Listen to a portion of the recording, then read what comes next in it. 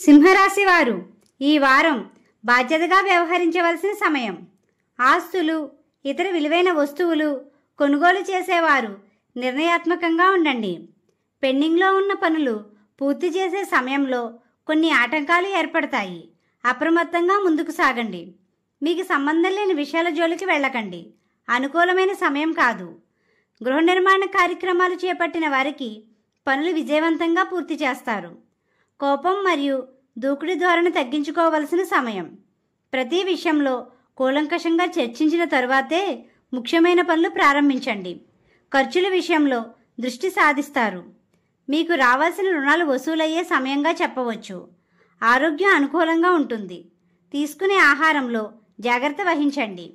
ఈ వారం అనుకున్న సమయానికి చేతికి డబ్బులు సమకూరుతాయి. మీరు రుణాలు ఇచ్చినా తీసుకున్నా బాధ్యతగా వ్యవహరించండి.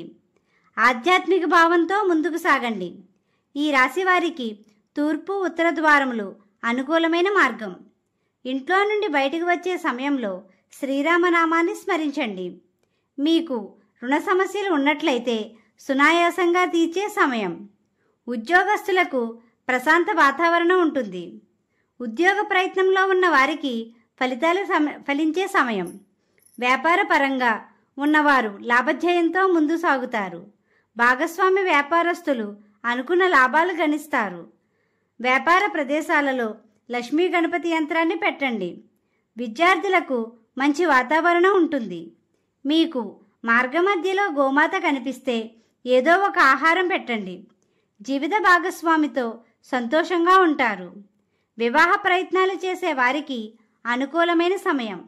వాహన ప్రయాణాలు చేసేవారు జాగ్రత్త వహించండి. స్నేహితులతో సమయాన్ని గడుపుతారు మరియు ఖర్చులు చేస్తారు. కోర్టు వ్యవహారాల విషయంలో బాధ్యతగా ఉండవలసిన సమయం. ఈ రాశివారు విష్ణు సహస్రనామాన్ని చదవండి. దుర్గా అమ్మవారిని, కలియుగ వెంకటేశ్వర స్వామిని పూజించండి. గోమాతకు ఆహారం పెట్టండి. ఈ విధంగా చేసినట్లయితే ప్రశాంతత పొందుతారు. మా వీడియో కానీ మీకు నచ్చినట్లయితే లైక్ చేయండి, షేర్ చేయండి, కామెంట్ చేయండి. ఇలాంటి మరెన్నో వీడియోస్ కోసం మా ఛానల్ని ఇప్పుడే సబ్స్క్రైబ్ చేయండి.